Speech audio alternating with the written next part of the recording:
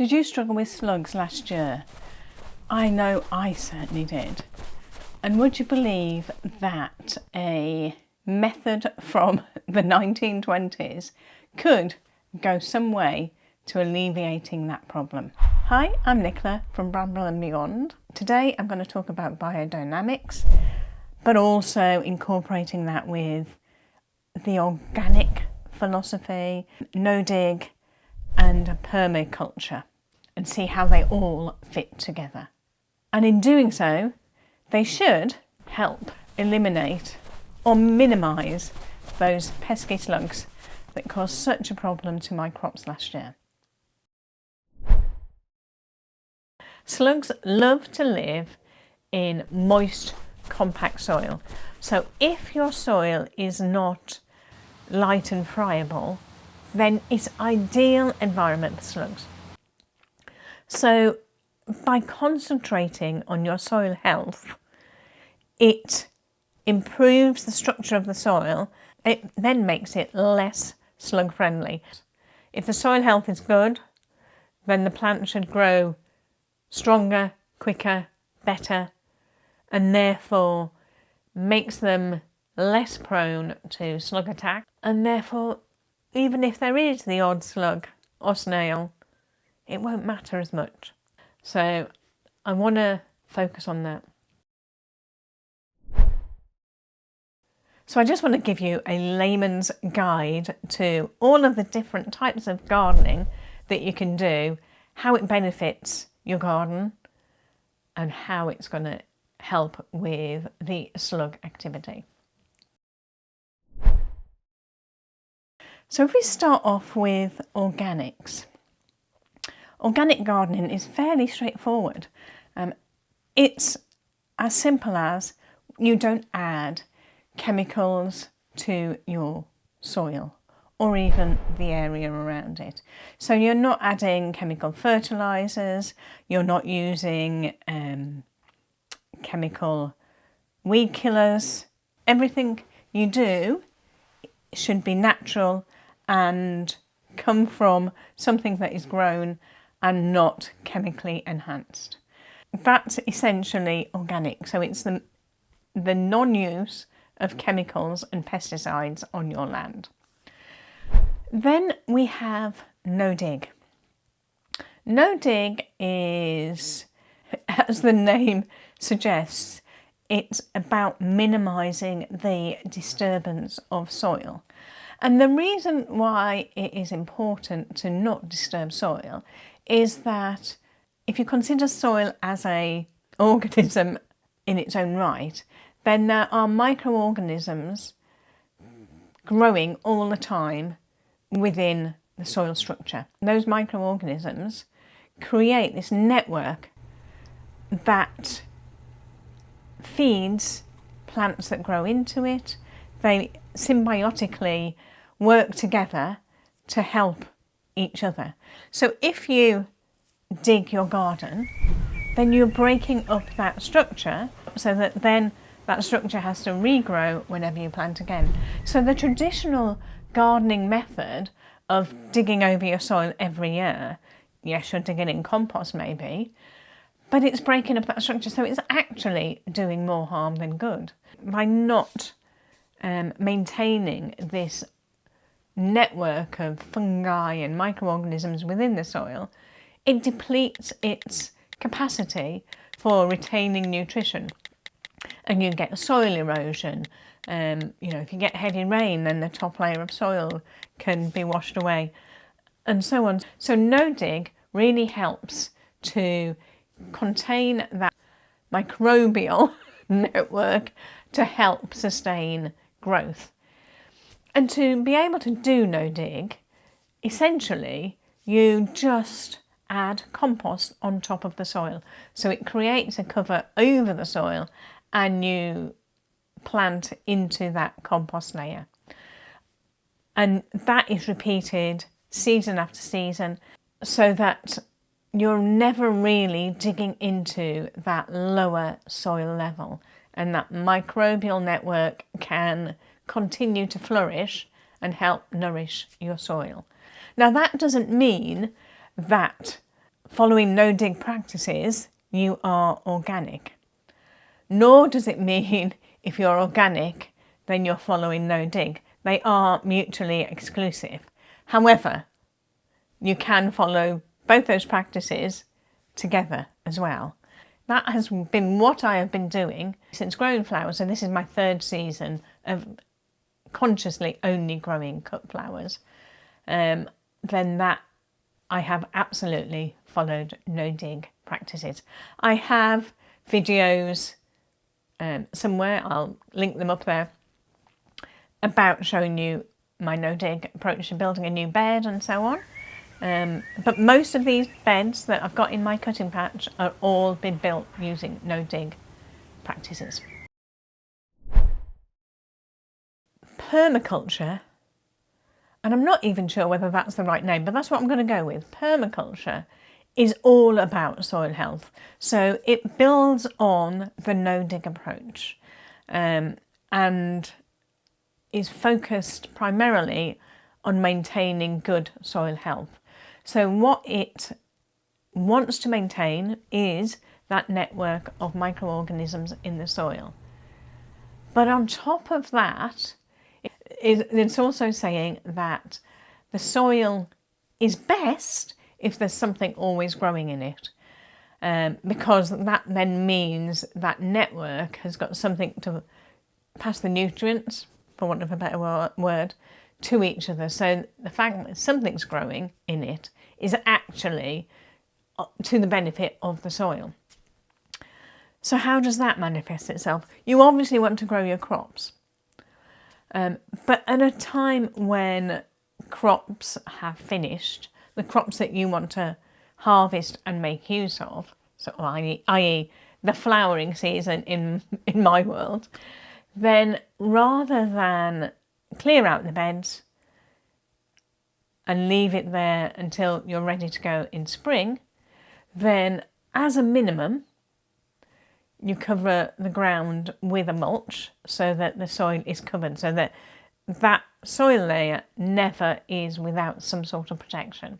So you can cover it with a mulch in the autumn, and then come spring you can either add more compost or carry on from there.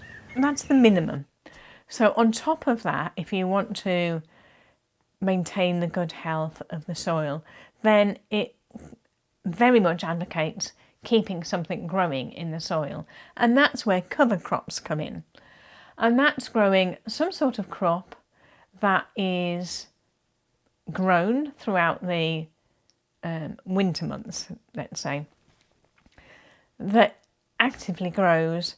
It can feed the microorganism network and it will maintain that level of nutrition in the soil. So the cover crop naturally will have some sort of end, so that the plant in itself wants to regenerate. So it wants to produce seeds, it wants to produce flowers. So if you were planting like a pea or a bean cover crop, it'll eventually want to create pea pods. So what you do is you let the crop grow over winter, and then before it reaches that seed production stage or flowering stage, then you terminate the crop. So you don't want the cover crop to become a nuisance and self-seed everywhere so that it becomes the weed, but you want it to have been in the ground so that it maintains that network. So you terminate it, which is the terminology that they use, by either kind of stamping it down and leaving it like that for a few weeks. You can cover it with tarp or something like that, so to block out the light, and that then kills it. So you give it like 3 or 4 weeks, and that then becomes a mulch for you to then plant through. So in all that time, the soil and the ground has been in use and or covered.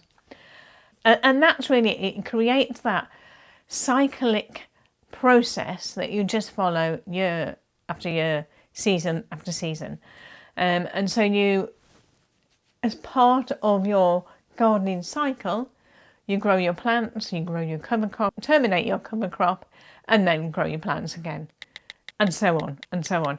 And so it helps minimise the amount of compost that you need, because you are mulching direct into the ground, so any nutrients that plant has taken up will compost down and replenish the soil with that same nutrients that it used up.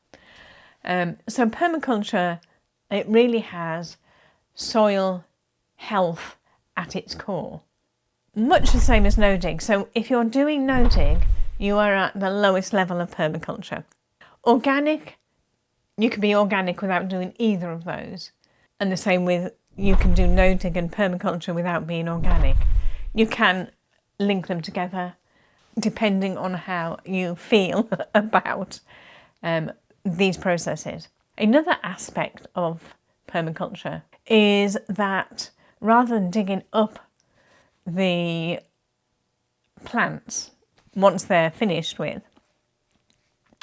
you chop them at ground level, so the roots stay in the ground. So the roots, has a structure which has had all of the microbial network filtering through it, and so if you pull out that plant, then you're breaking that network.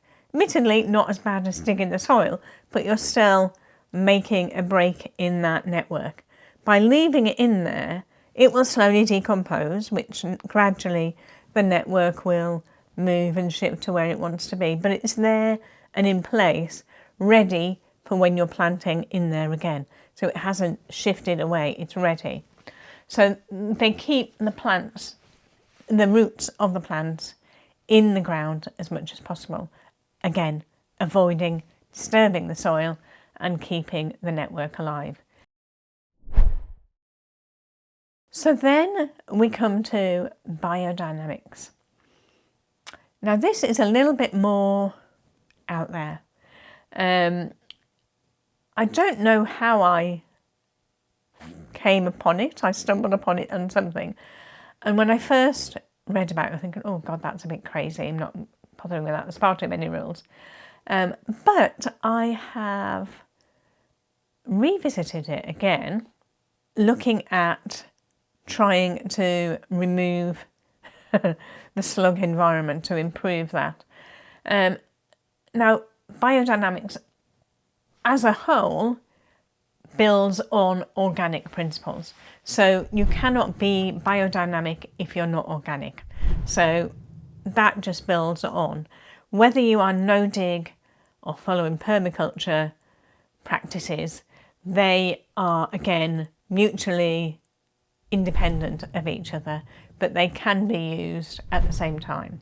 So we have soil health in one aspect with your no-dig and permaculture, and then you've got the holistic approach of what you're adding to the soil in a natural way with organics and biodynamics. Now the biodynamics kind of falls into two areas, both of which are a little bit woo-woo, and I'm not sure I thoroughly believe them. However, it kind of gives a bit of structure in some aspects, so I'm willing to give it a try. So it's split into two, as far as I can tell. One is doing a bit of lunar gardening, so basically following the phases of the moon to try and gardening by those.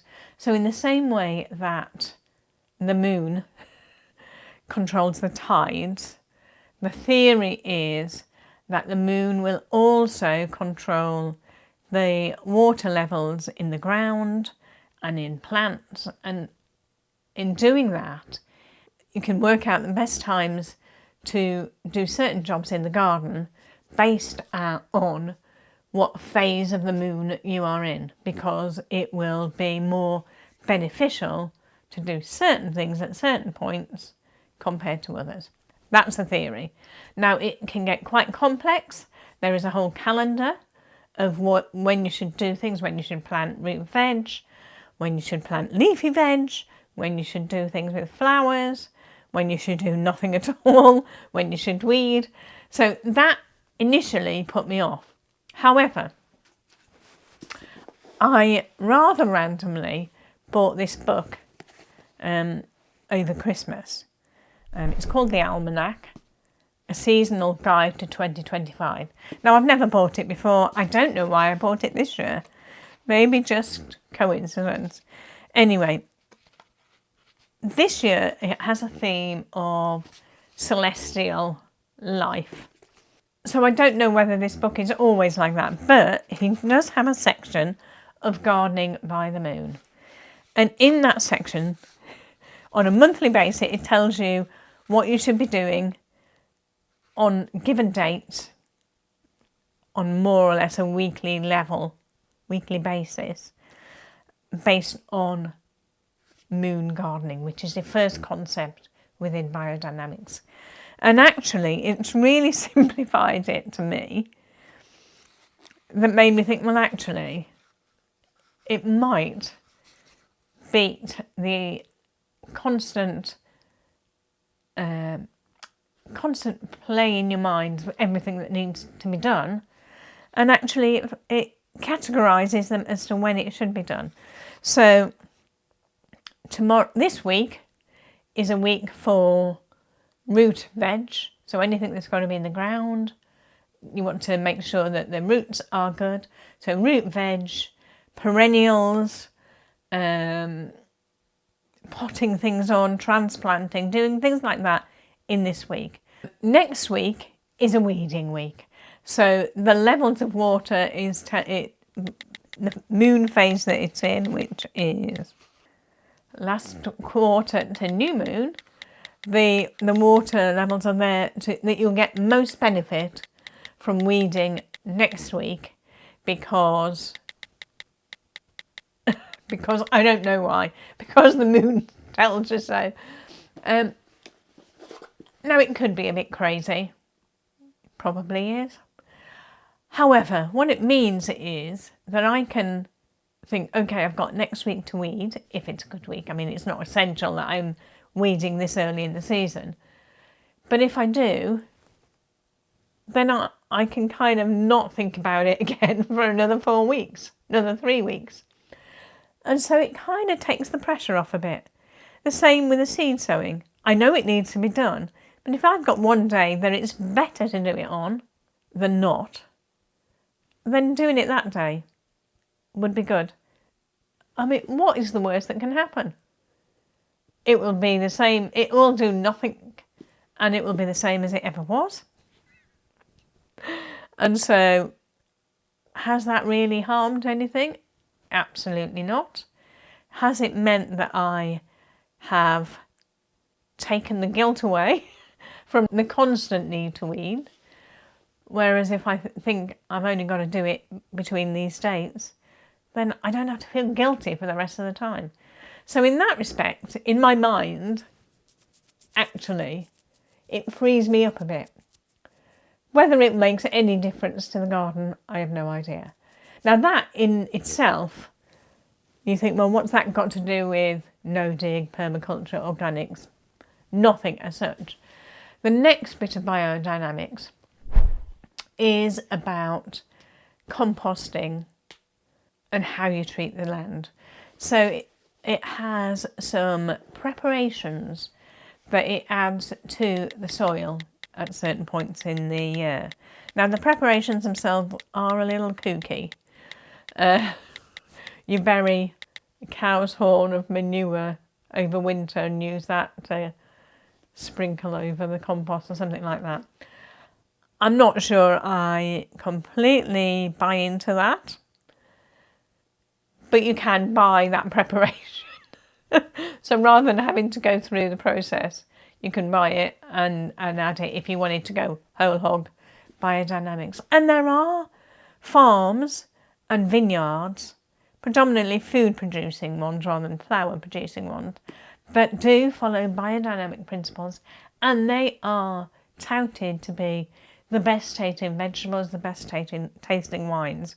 So whether it's just because the gardeners who are following this biodynamic approach are consciously thinking about what they're gardening and when, and I have a better relationship with nature and symbiosis of how it all fits together. I don't know. And I don't honestly think that biodynamics in its own right will help with my slug problem. However, it has got, one of the preparations helps compost quicker, which would be a good thing for me.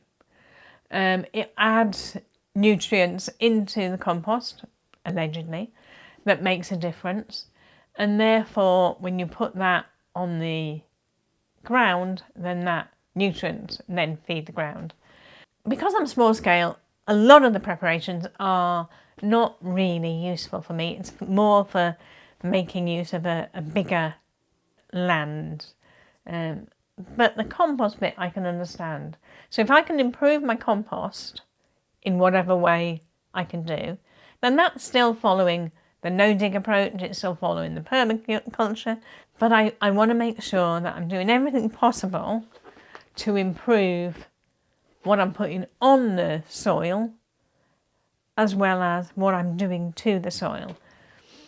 It's not going to be a miracle cure. I don't expect that this year I will have no slugs. In fact, it may be the weather itself will dictate that, but it can't hurt to improve the soil, improve the soil structure.